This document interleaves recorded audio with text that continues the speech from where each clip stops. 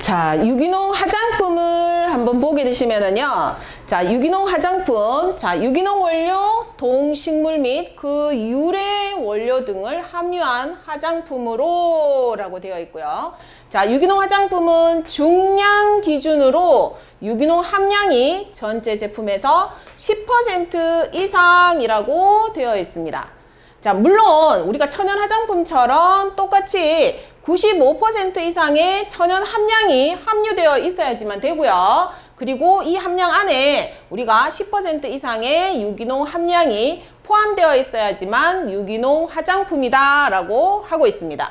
우리가 이렇게 숫자에 해당되는 것들은 주관식으로 출제가 됐었기 때문에 여러분들이 출제가 됐던 거는 좀 더 주의해서 봐주시면 되겠습니다.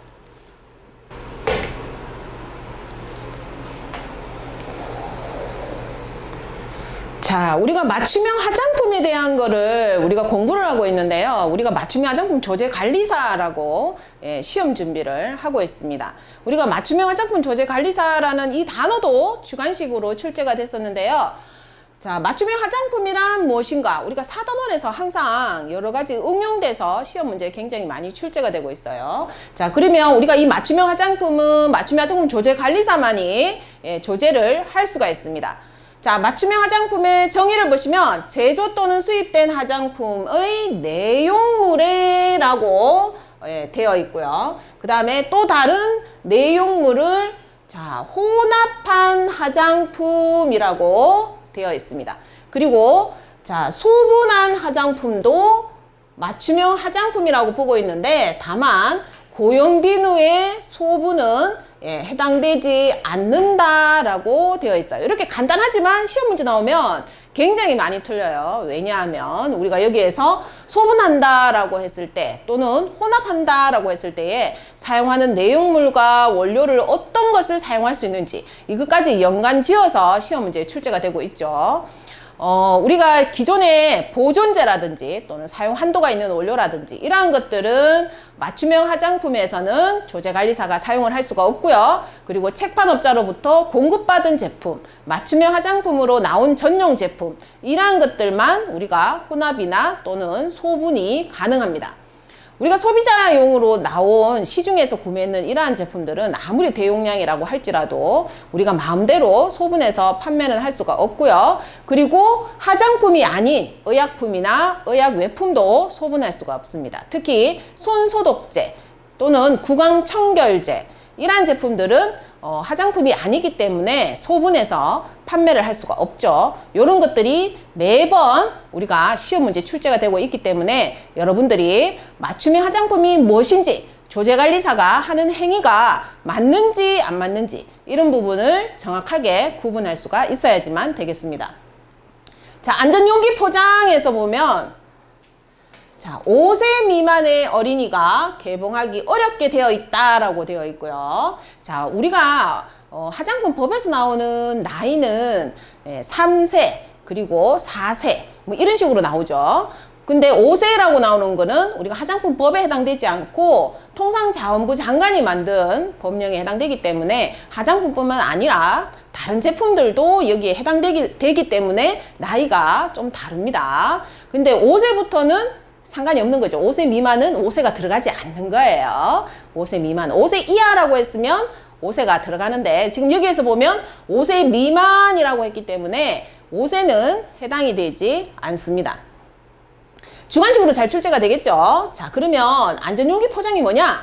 안전용기 포장은 이렇게 우리가 꽉 눌러가지고 닫는 이러한 형태로 되는 거를 우리가 안전용기 포장이라고 보고 있고요.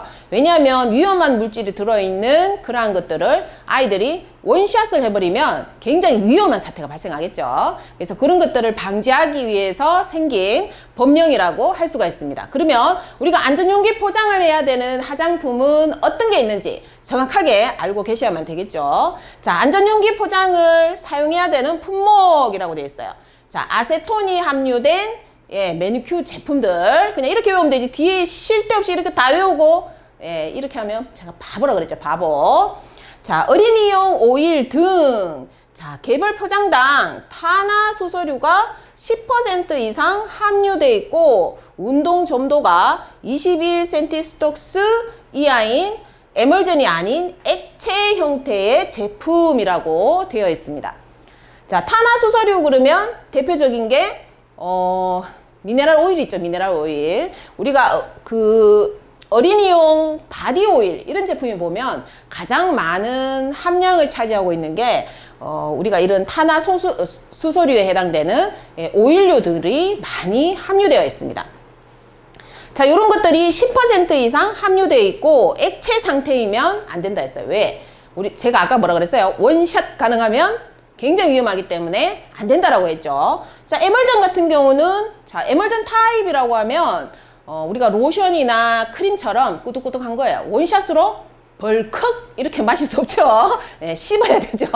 그렇기 때문에 액체 타입만 우리가 안전용기 포장을 해야지만 하고요. 자, 세 번째 보시면 메틸살리실레이트가 5% 이상 함유된 이것도 액체라고만 되어 있죠. 그래서 반드시 숫자와 액체라는 말을 반드시 기억을 하셔야지만 되고요. 객관식으로도 많이 출제가 되고 있고 주관식으로도 많이 출제가 되고 있습니다. 자, 그리고 안전용기 포장이라는 요 단어도 7회차에서 한번 주관식으로 출제가 됐었습니다. 자, 그러면 안전용기 포장을 안 해도 되는 화장품은 어떤 거냐? 예외 조항을 뒀죠. 자, 예외 조항 보시면 자, 일회용 제품은 우리가 작은 필름지에다 담아서 또는 이렇게 샘플용으로 돌리는 거잖아요. 그리고 한번 쓰고 나면 없는 거죠. 이렇게 일회용 제품은 안전용기 포장을 하지 않고요. 그리고 용기 부분에 펌프나 방아쇠 이런 형태로 되는 분무 용기 제품들도 안전용기 포장을 하지 않는다라고 되어 있고요. 그 다음에 압축 분무 형태. 압축 분무 형태는 뚜껑을 열고 싶어도 못 열죠. 어른도 못 열죠. 자, 이런 것들은 다 에어로졸 제품 같은 이런 것들은 안전용기 포장을 별도로 하지 않아도 된다라고 명시가 되어 있습니다. 자, 그리고 사용기한이라는 게 나오는데요. 우리가 화장품을 만들게 되면 우리가 화장품 용기 밑바닥에 보면 사용기한이 적혀 있습니다. 그래서 사용기한이라고 하는 거는 화장품이 제조된 날부터 적절한 보관 상태에서 제품이 고유의 특성을 간직한 채 소비자가 안정적으로 사용할 수 있는 최소한의 기한이라고 되어 있어요. 최대한의 기한이 아니고 최소한의 기한이라고 되어 있어요. 즉, 뭐 예를 들어서 오늘 날짜까지라고 딱 적혀 있다면 오늘 지나면 그 다음날 썩는 뭐 이런 사태가 발생하면 안 되겠죠, 그죠? 더 뒤에 우리가 유통기한이 남아 있어 유통기한이라고 표현하면 안 되죠. 그 사용할 수 있는 기한이 남아 있어야지만 되는데. 그래서 우리가 최소 기한이라고 표현을 하죠. 일반적으로 화장품들은 그 사용기한이 그 제조일로부터 2년짜리가 굉장히 많은데요. 대부분 이러한 2년짜리는 30개월 이상 유지되는 그러한 화장품들이 굉장히 많습니다. 그래서 여기에서 주의해야 되는 거는 여러분들이 최소한이라는 요 단어와 그리고 사용기한, 한으로 끝났죠. 사용기간이 아니고 사용기한이라고 끝났습니다. 그래서 한이라는 거 외워두시고요. 자, 그 다음에 개봉 후 사용기간이라는 말이 있어요. 우리가 개봉 후 사용기간이라고 하면 개봉 후 3개월, 뭐 개봉 후 6개월 이런 말들 표현하기도 하고 또는 그림으로 그려넣기도 하죠. 자, 이렇게 표기되어 있는 경우에는 자, 제조의 오너를과 사용기한을 함께 병기해서 표기한다. 함께 표기한다는 뜻이에요. 함께 표기해서 언제 생산됐는지 그리고 사용기한이 끝나는 날은 언젠지 이렇게 명확하게 알 수 있도록 표시를 해야지만 되고요. 그래서 우리가 여기에 보면 개봉 후 사용기간이라고 해서 여기는 간으로 끝나죠. 그래서 사용기한, 개봉 후 사용기간. 그래서 끝 글자가 한, 간 이런 식으로 되어 있어요. 헷갈리지 않도록 주의하시기 바랍니다. 자, 그 다음에 우리가 1차 포장이라는 정의가 나왔는데요. 우리가 이 1차 포장에서 보시면 화장품 제조 시 내용물과 직접 접촉하는 포장 용기라고 되어 있습니다. 우리가 1차 포장은 점수를 주기 위한 그러한 문제로 주관식으로 출제가 되기도 하고요. 2차 포장도 주관식으로 출제가 된 적이 있습니다. 그래서 여러분들이 2차 포장과 1차 포장의 정의에 대해서 여러분들이 잘 알고 계셔야지만 되고요. 자, 2차 포장이라고 하는 거는 자, 1차 포장을 수용하는 이라고 되어 있어요. 즉, 1차 포장을 수용한다라고 하는 거는 1차 포장은 우리가 화장품을 담는 용기라고 보시면 돼요. 내용물이 직접 닿는 포장지. 그래서 용기를 우리가 이렇게 1차 포장을 한다라고 표현을 해요. 자, 그 다음에 2차 포장은 요 용기를 다시 우리가 박스에 담죠. 그러면 이 박스가 2차 포장이라고 보는데 이 2차 포장이라고 하는 거는 우리가 용기를 담는 박스도 해당되고요. 그리고 라벨이라든지 설명서 뭐 이러한 것들, 별지로 우리가 넣어놓은 것들 있죠. 이런 것들이 다 2차 포장에 해당이 됩니다. 그래서 여기 보시면 첨부문서 같은 이런 것들도 2차 포장에 해당된다라고 적혀 있죠. 자, 표시, 화장품의 용기 포장에 기재하는 문자, 숫자, 도형, 그림 이런 것들을 우리는 표시라고 표현을 하고 있고요. 자, 광고가 최근에 화장품법이 조금 더 보강됐죠. 우리가 사실 화장품법에서 말하는 영업자와 영업자가 아닌 사람들도 있죠. 예를 들어서 화장품을 판매하는 사람들, 영업하러 다니는 사람들, 이런 사람들은 사실 우리가 화장품법에서 규정하는 영업자는 아니지만 우리가 이 광고 부분에서는 말로서 하는 광고도 여기 화장품법에서 규정하는 광고에 해당되므로 광고법에 위반할 수 있다라는 그러한 조항들이 새로 신설됐습니다. 그래서 우리가 여기에서 보면 음성이라는 말이 들어가 있어요. 그래서 말로 하는 것도 광고에 해당이 됩니다. 자, 화장품 제조업, 책임 판매업, 맞춤형 화장품 판매업 이렇게 요 세 가지가 바로 우리가 화장품 법에서 규정하는 영업자에 해당이 되죠. 화장품을 만드는 놈, 파는 놈, 조제해서 파는 놈 이렇게 세 가지로 우리가 구분을 짓고 있고요. 화장품 법을 지켜야 되는 영업자도 이렇게 세 가지로 규정하고 있습니다. 그러면 우리가 이러한 화장품 제조업자가 지켜야 되는 사항이 무엇인지 의무사항과 권리가 있겠죠. 권리가 오면 의무가 따라오는 거예요. 그죠? 자, 화장품 책임 판매업자가 지켜야 될 사항이라든지 그리고 이 맞춤형 화장품 판매업자가 지켜야 되는 의무사항 이런 것들은 뒷페이지에 가면 나오는데요. 여러분들 이런 것까지 연관지어서 상세하게 알 수 있어야지만 됩니다. 특히 우리가 이러한 맞춤형 화장품 책임 판매업 같은 경우에는요. 여러분들이 인터넷으로 판매하는 직구, 즉 그 화장품을 중간에 중개하는 사이트, 뭐 해외 명품 화장품을 소비자한테 직접 중개해서 판매하는 이런 형태도 우리가 맞춤형 화장품 책임 판매업 허가를 내도록 되어 있습니다.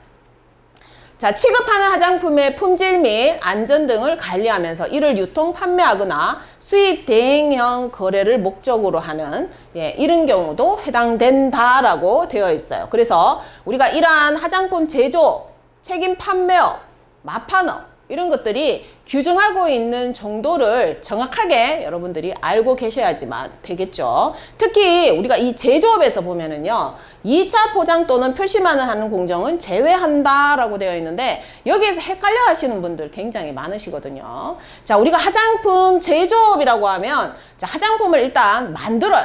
막 만들면 통에 담기 전까지를 우리는 벌크라고 표현을 해요. 자, 벌크를 제조를 하고 나면 우리가 이거를 1차 포장에 충진을 하죠. 자, 그 다음에 2차 포장에 박스에 담습니다. 맞나요? 자, 이러한 순서로 우리가 화장품을 포장을 하는데요. 우리가 화장품 제조업 허가는 벌크만 만들어서 다른 회사에 납품을 할 수도 있고요. 그리고 1차 포장과 벌크를 두 가지만 하고 2차 포장은 하지 않고 다른 회사에 납품할 수도 있습니다. 또는 1차 포장만 할 수도 있어요. 예를 들어서 여러분들이 화장품 제조업은 차리고 싶고 또는 근데 기술이 없어요.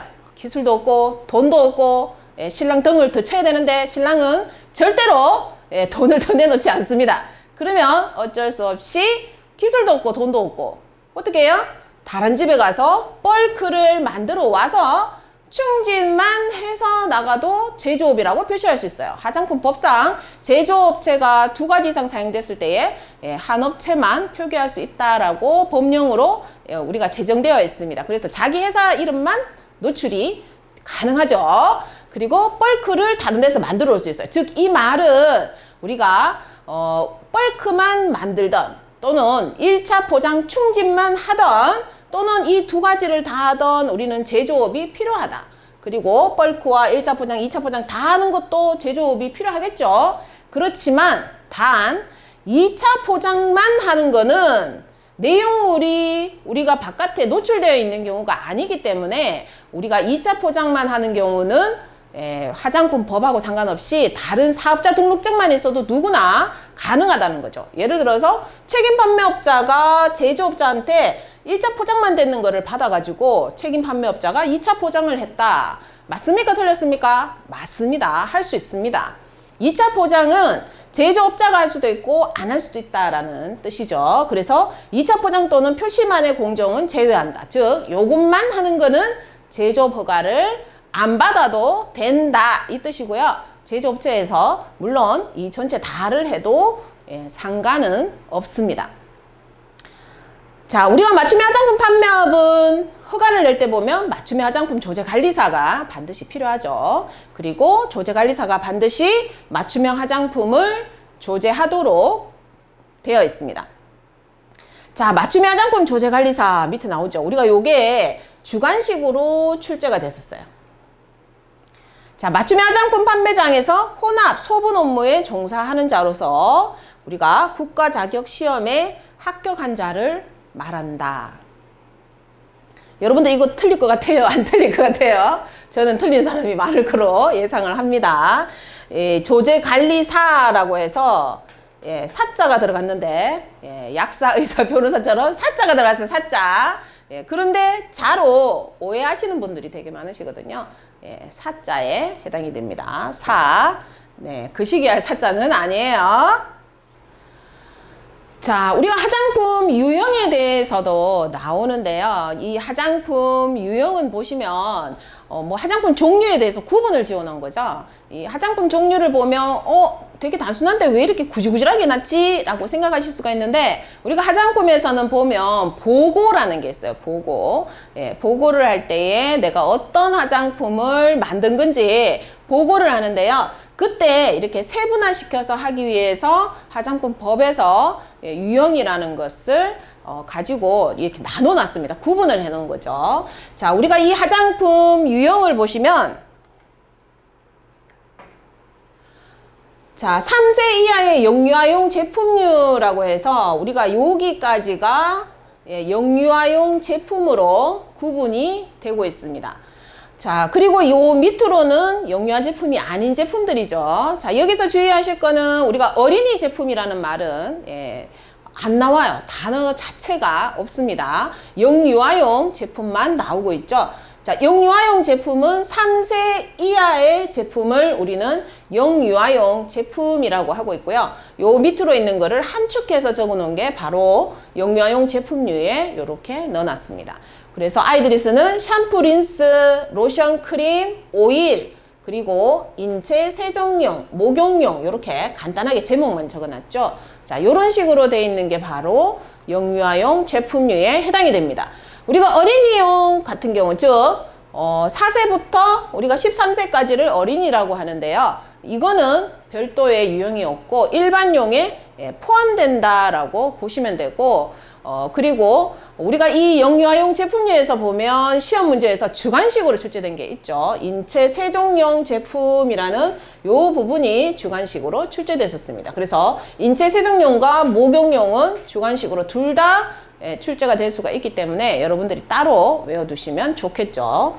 자, 그러면 인체 세정용 제품은 어떤 게 있고 목욕용 제품은 어떤 게 있는지 이것까지 알아두시면 더 좋겠죠. 자, 밑에 보시면 자, 목욕용 제품류 오일, 정제, 캡슐, 소금, 버블 베스 요런 것들이 목욕용 제품이라고 되어 있고요. 자, 밑에 인체 세정용은 폼 클렌저, 바디 클렌저, 액체 비누 뭐 이런 식으로 되어 있습니다. 구분 짓기가 상당히 어렵죠. 그래서 제가 외우기 쉬운 방법을 예전에도 가르쳐 드렸었죠. 자, 목욕용 제품류라고 하면 낙스가 이렇게 막 되고 있네요. 오랜만에 촬영했더니 정신없습니다. 자, 우리가 목욕용 제품류라고 하면 여기에서 우리가 이 욕조 안에다가 섞어서 사용하는 거, 뭐 소금이나 뭐 버블바스 뭐 이런 것들 있죠. 뭐 오일, 아로마 오일 뭐 이런 것들도 넣기도 하고요. 캡슐, 정제 뭐 이런 것들을 그러니까 즉 목욕 욕조 통에다가 사용하는 거, 이거는 목욕용이다 이렇게 기억을 하시면 되고요. 인체 세정용은 뭐냐면 샤워할 때 사용하는 제품이다 이렇게 기억을 하시면 되겠습니다. 자, 보시면 폼 클렌저. 자, 예를 들어서 여러분들이 샤워를 한다고 칩시다. 일단 샤워할 때 여러분들이 머리부터 감겠지만 시험 치는 동안은 그렇게 하시면 헷갈려요. 자, 일단 머리에는 헤어캡을 뒤집어 씁니다. 헤어캡 뒤집어 쓰시고 샤워를 해요. 네, 뭐 애인하고 뭐 그 시기 갔을 때는 뭐 머리에 헤어캡을 뒤집어 쓰시겠죠? 그때 생각하시면 되겠습니다. 자, 머리에 헤어캡 뒤집어 쓰시고 제일 먼저 씻는 순서대로 외우는 거예요. 씻는 순서대로. 자, 얼굴 씻고 몸 씻고 그럼 폼 클렌저, 바디 클렌저 나왔죠? 자, 얼굴 씻고 몸 씻고 그 다음에 자, 몸 씻는데 난데없이 액체 비누, 화장 비누. 화장 비누는 우리 고용 비누로 화장 비누라고 표현하고 있습니다. 그래서 이 액체 비누와 화장 비누는 남자들은 바디 클렌저 잘 안 쓰고 막 이런 것들 막 쓰잖아요. 그죠? 그래서 이거를 2번과 엮어서 그냥 생각하시면 돼요. 얼굴 씻고 몸 씻고 남자들은 비누 써. 그냥 이렇게 기억을 하시고요. 그 다음에 거시기 씻고 엉덩이 닦고, 물유지는 우리가 애기들 엉덩이 닦을 때 사용하잖아요. 그죠? 거시기 씻고 엉덩이 닦고 이렇게 기억을 하시면 외우기가 쉽습니다. 아시겠어요? 시험 칠 때는 구분하는 형태로 나와요. 보기에서 찾거나 구분하는 형태로 나오지 이거를 순서대로 다 외우는 그런 형태로 출제가 되지는 않습니다. 그래서 구분만 하면 되죠. 얼굴 씻고 몸 씻고 거시기 씻고 엉덩이 닦고 아셨나요? 그러면은 여기서 영유아 인체 세정용 제품이라고 하면 요런 것들이 여기에 다 들어가는 거예요. 앞에 영유아용이라고만 붙으면 이것도 똑같죠? 앞에 영유아용이라고 붙으면 얘네들도 다 영유아용 제품류에 들어갑니다. 아셨나요? 자, 눈 화장용 제품류라고 나왔네요. 자, 눈 화장용 제품류 같은 경우에 보시면 우리가 화장을 할 때 보면 눈만 화장하는 게 아니죠. 얼굴 전체 다 화장합니다. 그러면 일단 우리가 색조 화장과 눈 화장용 요거를 두 개를 먼저 구분할 수가 있어야 되는데요. 색조 화장용은 우리가 여기서 지금 나오고 있죠. 그리고 눈 화장용은 여기 있습니다. 요거 두 개가 합해져서 우리가 예쁘게 화장할 때 사용하는 화장품인데요. 근데 우리가 유형에서는 눈만 따로 두고 봅니다. 눈 빼고 나머지는 다 색조 화장용. 그리고 눈 화장용은 따로 있어요. 그러면 눈 화장할 때 사용하는 거 아이브로우, 아이라이너, 섀도우, 마스카라, 그리고 리무버. 우리가 대부분 리무버 제품들은 우리가 기초 화장용에 해당이 되는데요. 눈 부분만 우리가 눈 화장용에 들어가기 때문에 이 부분 주의해서 보시고요. 그리고 새롭게 생겼는 게 바로 속눈썹용 퍼머넌트 웨이브. 요즘 속눈썹 파마하는 사람들이 많은지 속눈썹 파마약은 눈 화장용 제품류에 들어간다라고 새로 신설이 되었습니다. 그래서 이 부분이 새로 신설됐다는 거는 시험 문제 나올 가능성이 상당히 높다는 거죠. 신설되면 무조건 나옵니다. 신설되면. 그래서 눈 화장용 제품류에 해당되는 거는 눈에 관련된 화장하는 거는 다 해당이 된다라고 보시면 되겠습니다. 자, 방향용 제품은 방향제하고는 상관이 없어요. 그죠? 방향제, 디퓨저 이런 것들은 생활화학 제품에 해당이 되지 우리가 화장품하고는 상관이 없습니다. 이름하고 비슷하다고 해서 우리가 방향제가 해당되는 줄 알고 계시는데 아닙니다. 그래서 향수, 콜론, 그 외에 그 밖의 제품의 향랑이나 이런 것들이 다 해당된다라고 보시면 돼요. 예전보다는 조금 줄었죠, 그죠? 예, 없어진 건 아니고 사람들이 안 만들다 보니까 귀찮아서 예, 여기 3번 안에다가 다 집어넣습니다. 그래서 이런 향수에 관련되어 있는 제품들은 우리가 방향용 제품류라고 하고 있어요. 자, 그리고 두발 염색용 제품류라고 하면 우리가 머리에 이렇게 틴트, 헤어 틴트는 일회용이죠. 일회용은 일반 화장품에 해당이 됩니다. 일시적이기 때문에 일반 화장품에 해당되고요. 헤어 컬러 스프레이 같은 경우에도 일회용이기 때문에 예, 일반 화장품에 해당이 되고요. 우리가 이 연모제, 탈염, 탈색제 이런 것들은 둘 다가 기능성 화장품에 해당이 돼요. 이렇게 일반 화장품과 기능성 화장품에 해당되지만 예, 뭐 영구적으로 염색을 하던 또는 일시적으로 염색을 하던 무조건 두발 염색용 제품류에 해당이 됩니다. 두발 염색용 우리가 이거 시험 칠 때 보통 주관식 칠 때 보면은요 물론 이 갈로가 여기 있는 게 아니고 여기 있겠죠. 염색용이라고 쓰면 틀려요. 왜냐하면 항상 법령상에 적혀 있는 용어 그대로 적으시오 이런 식으로 나오거든요. 그래서 두발 염색용 이렇게 적어야지 예, 정답으로 할 수가 있습니다. 자, 색조 화장용 제품류라고 하면은요, 우리가 이 색조 화장용 같은 경우는 눈을 뺀 화장을 하는 경우에 사용되는 화장품을 우리는 색조 화장용 제품류라고 하고 있는데요. 보시면 볼연지, 페이스 파우더, 자 그리고 리퀴드 크림, 케이크 파운데이션, 메이크업 베이스, 픽서티브, 그리고 립스틱, 립 라이너도 있죠. 자, 그 다음에 립글로즈도 있고요. 립밤도 있고, 그 다음에 바디 페인팅, 페이스 페인팅, 분장용 제품류라고 되어 있습니다.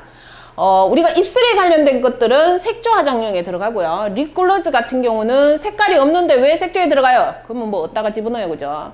근데 보면 립글로즈에도 색을 넣어서 사용하시는 분들도 있습니다. 그래서 립글로즈도 색조 화장용 제품에 들어가고요.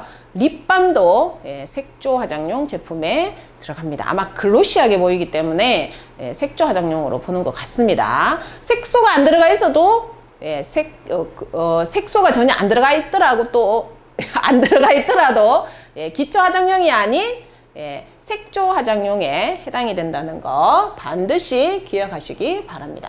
자, 그리고 바디 페인팅, 페이스 페인팅, 분장용 제품 이렇게 예, 몸에다가 색칠하는 것도 해당이 된다라고 되어 있고요. 우리가 사실 요즘 보면은 타투가 많이 유행을 하죠. 지금 현재 화장품법상으로는 이 타투가 없어요. 없고 뭐 의료법 위반 뭐 이런 식으로 돼가지고 아직 법적으로 통과는 안 됐습니다. 제가 알고 있기로는 국회에 계류가 돼 있는 상태라고 보고 있는데요. 만약에 이게 화장품으로 넘어올지 저는 솔직히 의약 외품으로 갈지 이건 잘 모르겠어요. 색소가. 근데 화장품으로 넘어와서 몸에 색칠을 하면 이거 도대체 어느 제품에 들어갈까? 예, 색조 화장용에 들어가지 않을까? 뭐 이런 생각도 드는데 뭐 될지 안 될지는 잘 모르겠습니다. 아직은 아니에요. 아직은. 네, 아직은 아닙니다. 자, 두발용 제품. 자, 두발용 제품에 보시면 우리가 두발용 염색하고는 틀리죠. 그죠? 두발 염색용하고는 전혀 다른 제품이에요. 우리가 머리에 사용하는 컨디셔너, 트리트먼트, 팩, 린스, 샴푸, 에센스, 토닉 뭐 이렇게 헤어 오일 이렇게 관련되어 있는 모든 것들이 예, 두발용 제품에 해당이 되고요. 자, 샴푸도 지금 여기 들어가 있죠. 우리 예전에는 모발용 샴푸라고 되어 있었나요? 예, 그런 식으로 되어 있었는데 두발용 샴푸라고 되어 있었죠. 두발용 샴푸였는데 요게 헷갈린다라고 해가지고 그냥 샴푸로 바뀌었습니다. 그래서 예전 기출문제를 푸시는 분들은 그냥 샴푸로 바꾸시면 될 것 같아요. 예전에 샴푸로 썼다가 틀렸는데 신경 잘 아시지만 그런 분들은 지금 이 방송을 안 보시기 때문에 괜찮습니다. 자, 샴푸, 린스, 토닉, 헤어 컨디셔너, 우리 뭐 포마드 보면 머리에 쓰는 왁스, 젤 이런 것들 다 해당되죠. 자, 특히 흑채도 들어가 있고요. 헤어 파마약도 지금 들어가 있어요. 스트레이트 약도 들어가 있습니다. 자, 요런 것들은 다 두발용 제품류에 해당되고요. 특히 흑채가 두발용 제품류에 해당이 되고 염색류에는 들어가지 않습니다. 자, 손발톱용 제품. 손발톱용 제품은 그냥 한번 읽어보기만 하시면 되죠. 매니큐어 제품들에 해당이 되겠습니다. 자, 면도용 제품이라고 하면은요, 우리가 이 면도용 제품은 남자들이 면도할 때 사용하는 제품들이기 때문에 한번 읽어보시면 되겠고요. 자, 그리고 중요한 거는 기초 화장용 제품류에 해당이 됩니다. 자, 기초 화장용 제품류라고 하면 여러분들 화장대 위에 있는 제품들인데요. 보시면 자, 수렴, 유연, 영양에 관련된 화장수, 그 다음에 마사지 크림, 에센스 오일, 파우더, 바디 제품, 그리고 여기서 바디 제품이라고 하면 바디 크림, 바디 로션 뭐 이런 종류들을 말하는 거예요. 자, 팩, 마스크, 눈주위 제품, 로션 크림, 손발에 피부 연화 제품. 자, 그리고 10번 클렌징 워터, 클렌징 오일, 클렌징 로션, 클렌징 크림 등 메이크업 리무버 제품들이 해당이 됩니다 라고 되어 있어요. 자, 메이크업 리무버 중에서 아이 리무버는 눈 화장용에 들어간다고 했기 때문에 주의해서 보셔야 되는 거예요. 나머지 메이크업 리무버는 색조에 들어가지 않고 기초 화장용에 들어가고 있습니다. 그러면 외울 때 제가 이거 다 뭐라 그랬어요? 화장대 위에 있다라 그랬어요. 화장대 위에. 그러면 자, 손발의 피부 연화는 뭐예요? 발 뒤꿈치에 각질 제거하는 그러한 요소 성분이 들어가 있는 제품들이겠죠. 자, 요런 제품들하고 자, 메이크업 리무버는 화장대 위에 올려야 되고 나머지는 다 기초 화장품들이에요. 근데 저는요 이거는 화장실에 있고요. 이것도 화장실에 있어요. 이렇게 얘기하시면 시험 끝나기 전까지 즉시 화장대로 옮기시기 바랍니다. 옮기시기 바랍니다. 안 그러면 시험 칠 때 헷갈려요. 그래서 기초 화장용 제품은 기초 화장품들과 피부 연화 제품 그리고 메이크업 리무버 제품이 해당된다. 이렇게 기억을 하시기 바랍니다. 그래서 여러분들이 우리가 이 화장품 유형에 대해서 정확하게 구분을 할 수가 있어야지만 되겠죠. 자, 채취 방지용 제품이라고 하면 데오도란트가 있는데요. 채취 방지용 제품류 그 외의 채취 방지용 제품들도 다 해당된다라고 되어 있고 우리가 이 데오도란트 같은 경우는 화장품 회사에서도 생산이 되지만 의약 외품 회사에서도 생산이 되고 있습니다. 그래서 액취 방지용 이런 말 쓰면 의약 외품에 해당이 되고요.